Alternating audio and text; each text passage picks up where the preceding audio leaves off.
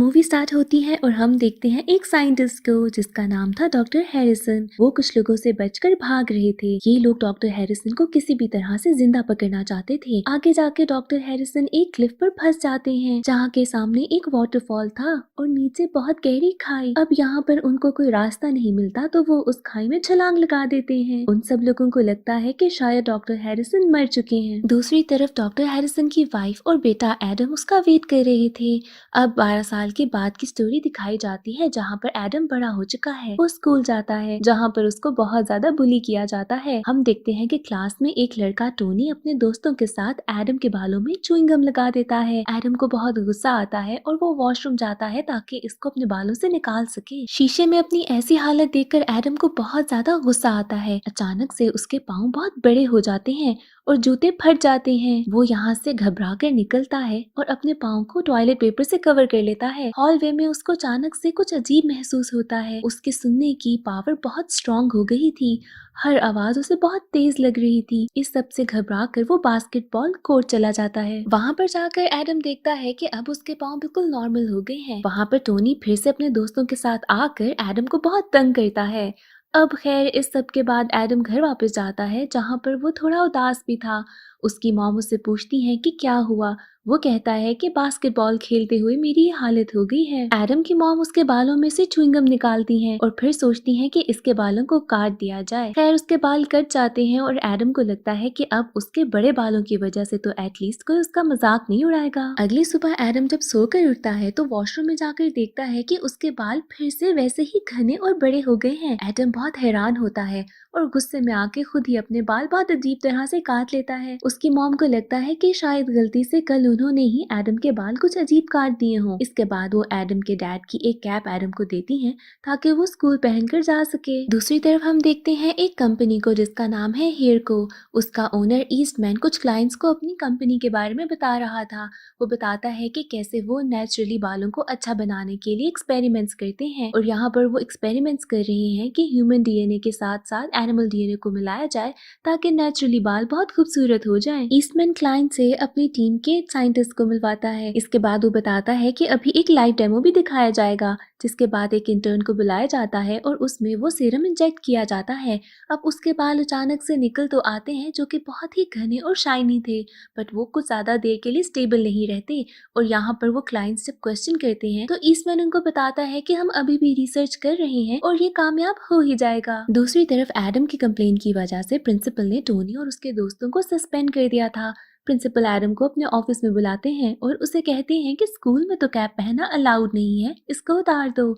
Adam जब cap उतारता है तो वो फिर से हैरान रह जाता है क्योंकि उसके बाल फिर से लंबे और घने हो गए थे। इसके बाद जब एडम स्कूल से वापस जाता है तो टोनी और उसके दोस्त दोबारा से एडम को घेर लेते हैं क्योंकि वो उसको ब्लेम कर रहे थे कि तुम्हारी वजह से हम लोग सस्पेंड हुए हैं। ये लोग एडम को एक जगह पर जाकर रोक लेते हैं और उससे लड़ने लगते हैं। अब अचानक से एडम बहुत ही अमेजिंग तरीके से लड़ने लगता है और एडम खुद भी थोड़ा अमेज हो जाता है कि मैं इतनी अच्छी फाइट कैसे कर सकता हूँ। घबराकर एडम घर वापस आता है और टोनी और उसके दोस्त एडम को फॉलो करते करते उसके घर तक पहुंच जाते हैं जिसके बाद टोनी एक पत्थर मारकर उसके घर की विंडो को तोड़ देता है। यहाँ पर एडम उस कांच को उठाने लगता है। कोने में उसको एक छोटा सा बॉक्स मिलता है जिसको बहुत ही मुश्किल से वो जब निकालता है तो देखता है उसमें कुछ लेटर्स हैं और एक एड्रेस भी। रात को उसकी मॉम जब वापस आती है तो एडम बहुत परेशान बैठा था। जब वो पूछती है कि क्या हुआ तो एडम बताता है कि कैसे आपने सारे लेटर्स जो डैड ने भेजे थे मुझसे छुपाए हैं। वो अपनी मॉम से बहुत ज्यादा नाराज होता है। यहाँ पर वो उसे एक्सप्लेन भी करना चाहती है बट एडम कुछ भी नहीं सुनता और रात को वो उस लिखे हुए एड्रेस पे निकल जाता है। एडम को एक ट्रक ड्राइवर मिलता है जो कि एडम को उस बताए हुए एड्रेस तक छोड़ देता है। वहाँ पर हर तरफ ही जंगल था। एडम एक ऊंची सी क्लिफ पर पहुंचकर आसपास देखता है तो पीछे से उसे गुर्राने की आवाज आती है। डर कर एडम वहाँ से भागता है और एक किसी हंटर के बिछाए हुए ट्रैप में फंसकर वो वहां से गिरता है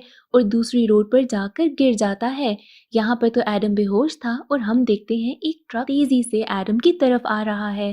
ट्रक ड्राइवर वहां पर किसी मैप को देख रहा था और उसका ध्यान रोड पे बिल्कुल भी नहीं था। अचानक से जब ड्राइवर की नजर रोड पे पड़ती है तो वो देखता है कि एडम को कोई साया उठाकर लेके जा रहा है और वो ये सब कुछ अपने मोबाइल में रिकॉर्ड कर लेता है। जब वो बाद में वीडियो देखता है तो वो समझ आता है कि एडम को बचाने वाला बिगफुट है। अब कुछ पैसों के लिए वो इस वीडियो को किसी न्यूज़पेपर में सेल आउट कर देता है। दूसरी तरफ जब सुबह एडम की मॉम रूम में जाती है तो देखती है कि एडम अपने रूम में नहीं है और वो समझ जाती है कि एडम जरूर अपने फादर को ढूंढने के लिए निकला है और इसके बाद वो भी उस जंगल की तरफ निकल जाती है। उस ट्रक ड्राइवर की वीडियो बहुत वायरल हो जाती है और ईस्टमैन उस वीडियो को देखने के बाद समझ आता है कि यहाँ पर वो बचाने वाला और कोई नहीं डॉक्टर हैरिसन खुद है और एडम का कोई ना कोई रिलेशन तो उस बिगफुट से होगा ही। इसके बाद वो ये भी समझ आता है कि डॉक्टर हैरिसन जिसको ये लोग समझ रहे थे कि मर चुका है वो मरा नहीं था। वो कुछ बंदों को उसके घर भेजता है जहाँ पर उनको कुछ फोटोज मिलती हैं इनकी फैमिली की और वो सारे लेटर्स जो कि डॉक्टर हैरिसन ने अपनी फैमिली को लिखे थे। एडम की जब आंख खुलती है तो वो सामने अपने बिगफुट को देखता है और बहुत ज्यादा घबरा जाता है। यहाँ पर बिगफुट उसे बताता है कि मैं कोई और नहीं तुम्हारा डैड हूँ। एडम को कुछ समझ नहीं आती पर जब वो ध्यान देता है तो आसपास बहुत से फोटो फ्रेम्स थे जिसमें उसकी मॉम की और डैड की पिक्चर्स भी थी। डॉक्टर हैरिसन एडम को बताते हैं कि कैसे एक बड़ी कंपनी उस पे एक्सपेरिमेंट कर रही थी जिसकी वजह से उसकी फैमिली को भी खतरा हो सकता था। तो अब यहाँ पर दूर छुपने के अलावा कोई रास्ता नहीं था। दूसरी तरफ हम देखते हैं एडम की मॉम को जो जंगल के रास्ते में ही किडनैप हो जाती हैं ईस्टमैन के लोगों से। यहाँ पर एडम अपने डैड को बताता है कि उसके पास भी कुछ अजीब सी पावर्स हैं जैसे कि उसके बाल बहुत जल्दी निकल आते हैं। अब यहाँ पर डॉक्टर हैरिसन उसे बताते हैं कि क्या तुम्हें याद है इस एक्सपेरिमेंट में तुम्हें कितनी चोट लगी थी, मैंने अपनी हीलिंग पावर से तुम्हें हील किया है। डॉक्टर हैरिसन एडम को बताते हैं कि तुम्हारे पास पावर्स हैं जैसे कि तुम दूर की बातें भी सुन सकते हो और तुम्हारे पाँव जो बड़े हो गए हैं वो तुम्हें तेज भागने में मदद करेंगे। और साथ ही साथ एक और स्पेशल पावर के बारे में भी बताते हैं कि तुम एनिमल से भी बात कर सकते हो। इसके साथ डॉक्टर हैरिसन अपने कुछ दोस्तों से भी मिलवाते हैं जो कि एनिमल्स थे।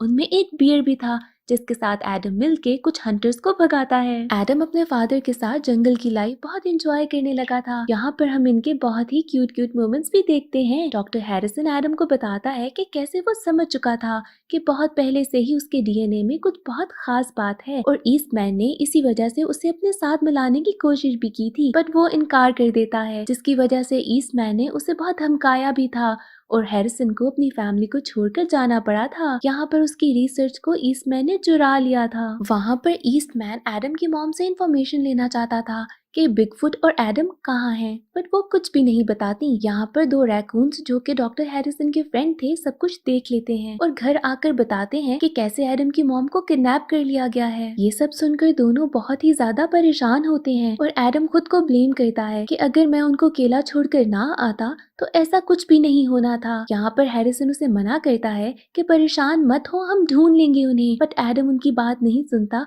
और अकेले अपनी मॉम को ढूंढने के लिए निकल पड़ता है। एडम अपनी मॉम को ढूंढने के लिए जब निकलता है तो ईस्टमैन के लोग उसे किडनैप कर लेते हैं। आखिरकार एडम अपनी मॉम से तो मिल लेता है बट ईस्टमैन उसे बहुत फोर्स करता है कि बिगफुट का एड्रेस बताओ। एडम यहाँ पर उन्हें एक गलत गाइडेंस देकर गलत एड्रेस पे पहुंचा देता है जो कि एक हॉट स्प्रिंग था। वहाँ पर वो लोग फंस जाते हैं। इसके बाद ईस्टमैन को बहुत गुस्सा आता है और वो प्लान बनाता है। वो एक जगह पर आग लगा देता है और एडम को एक कार में बंद करके वहाँ पे फंसा देता है। यहाँ पर अब डॉक्टर हैरिसन आकर एडम को बचा लेते हैं। यही सारा प्लान था ईस्टमैन का।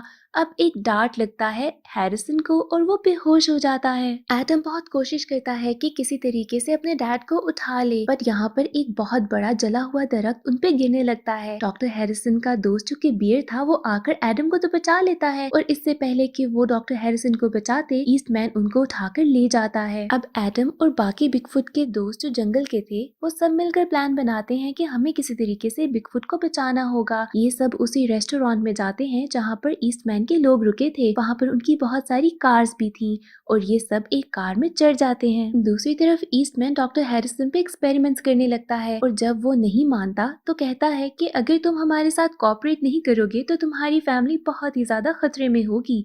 यहाँ पर वो लोग उसका डीएनए निकाल लेते हैं जिसके बाद वो फिर से एक सीरम बनाते हैं और उसी इंटर्न पर ट्राई करते हैं। इसके बाद उस इंटर्न की पूरी बॉडी हेयर से भर जाती है। ये सब देखकर तो ईस्टमैन बहुत खुश होता है। अब उस कार में एडम और बाकी सारे एनिमल्स हेयर को तक पहुंच चुके थे जहाँ पर एडम अपनी सुनने की पावर को यूज करके अंदर की सारी लोकेलिटी के बारे में अंदाजा लगाता है। इसके बाद उनका एक फ्रेंड बर्ड हेल्प करता है सीसीटीवी कैमरास को खराब करने में, जिसके बाद ये सारे एनिमल्स एडम की हेल्प करते हैं कंट्रोल रूम तक जाने में। वहाँ पर वो देखते हैं कि एक कैमरा में उनको डॉक्टर हैरिसन नजर आ चुके हैं। सारे एनिमल सिक्योरिटी गार्ड से बचने के लिए एडम की बहुत हेल्प करते हैं, बट आखिर में सारे के सारे बेहोश हो जाते हैं, सिर्फ एडम ही बचता है। वो अपनी पावर से जल्दी जल्दी भागता है और उस रूम में पहुंच जाता है जहाँ पर डॉक्टर हैरिसन थे। एडम अपने फादर से कहता है कि चले यहाँ से, बट वो कहते हैं कि जाओ तुम घर वापस जाओ।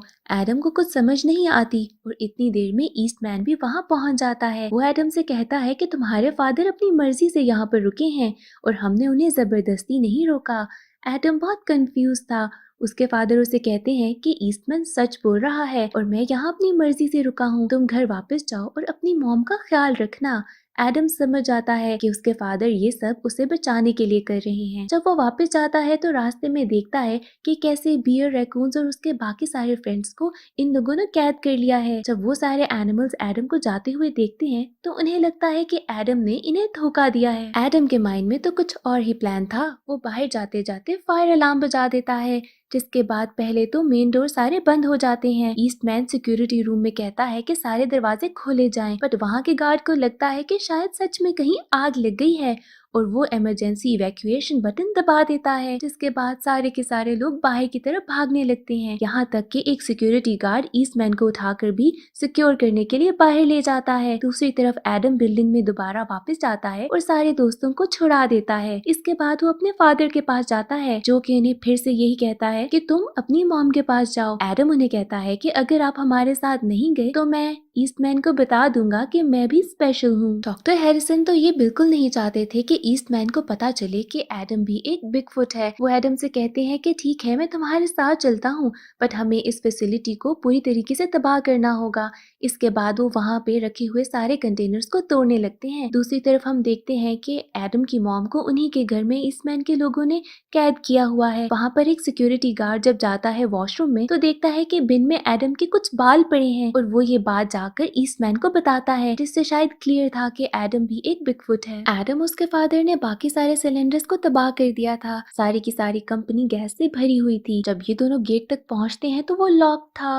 बाकी सारे लोग और एनिमल्स तो बिल्डिंग से जा चुके थे। अब ये दोनों वेंट्स के थ्रू टॉप तक पहुंचते हैं, जहाँ पर कुछ पाइप्स पे जिप लाइन के थ्रू ये लोग नीचे उतरते हैं। वहाँ पर ईस्टमैन पहुंच चुका था और उसके आदमी एडम की मॉम को भी लेकर वहाँ पर आ गए थे। ईस्टमैन बताता है कि कैसे अभी उसे बिगफुट की कोई जरूरत नहीं, क्योंकि एडम का राज सबके सामने आ चुका है। इसके बाद वो एक डार्ट से डॉक्टर हैरिसन को बेहोश कर देते हैं और उसके बाद ब्रिज से उसे नीचे गिरा देते हैं। एडम के पास एक फ्लेयर गन थी, वो उनसे लड़ने लगता है, जिसके बाद ईस्टमैन कहता है कि ये गन कुछ और नहीं, सिर्फ एक फ्लेयर गन है, इससे तुम क्या लड़ोगे। ईस्टमैन के ऐसे कहने के बाद एडम वो फ्लेयर गन चला देता है और वो फ्लेयर बिल्डिंग के अंदर जाती है और जैसे ही गैस से कांटेक्ट में आती है वहाँ पर एक बहुत ही ज्यादा बड़ा धमाका होता है और पूरी की पूरी हेयरको कंपनी तबाह हो जाती है। इस धमाके के साथ साथ ईस्टमैन भी नीचे गिर जाता है ब्रिज से। इसके बाद एडम अपने फादर को ढूंढने के लिए ब्रिज से नीचे छलांग लगा देता है। एडम अपने फादर को ढूंढते हुए जब उनके पास पहुंचता है तो देखता है कि वो बेहोश हैं। एडम बहुत उदास हो जाता है और वो जैसे ही अपने फादर को टच करता है उसके हाथों में से भी वही हीलिंग पावर्स निकलती हैं। यहाँ पर एडम अपनी पूरी ताकत से हीलिंग पावर्स यूज करके अपने फादर को हील करता है। यहाँ पर ईस्टमैन भी पहुंच जाता है और वो उन पर एक गन पॉइंट करता है। यहाँ पर पहुंचती है एडम की मॉम, जो कि एक डार्ट से उस पे हमला कर देती हैं। यहाँ पर ईस्टमैन बेहोश हो जाता है और हम सबको पता चलता है कि ईस्टमैन तो बिल्कुल बॉल्ड है, यानी कि गंजा, और यही रीजन था जिसकी वजह से वो बालों को लेकर इतना ज्यादा पोजेसिव था। अब हम देखते हैं कि डॉक्टर हैरिसन यानी कि बिगफुट अपनी फैमिली के साथ रहने लगा है और जंगल के सारे दोस्त भी उनके साथ ही वहाँ पर हैं। ये सब बहुत खुश हैं और साथ ही न्यूज में पता चलता है कि कैसे ईस्टमैन को पुलिस ले गई थी क्योंकि वो इलीगल एक्सपेरिमेंट्स करता था। दूसरी तरफ एडम जब स्कूल जा रहा था तो टोनी और उसके दोस्त आके फिर से उसे तंग करने लगते हैं, पर इस बार वो अकेला नहीं था। जंगल का वो बियर आकर उसका साथ देता है। इसके बाद हम देखते हैं कि एडम अपनी क्रश एमा से मिला है, जहाँ पर वो उसके बड़े से पाँव को देखती है। एडम थोड़ा एम्बैरस भी होता है, बट वो एडम से कहती है कि तुम ऐसे ही अच्छे हो, और एडम खुश होता है कि फाइनली कोई तो है जो कि उसकी फिजिकल अपीयरेंस से परेशान नहीं है। और इसी के साथ ये बहुत ही खूबसूरत मूवी एंड हो जाती है।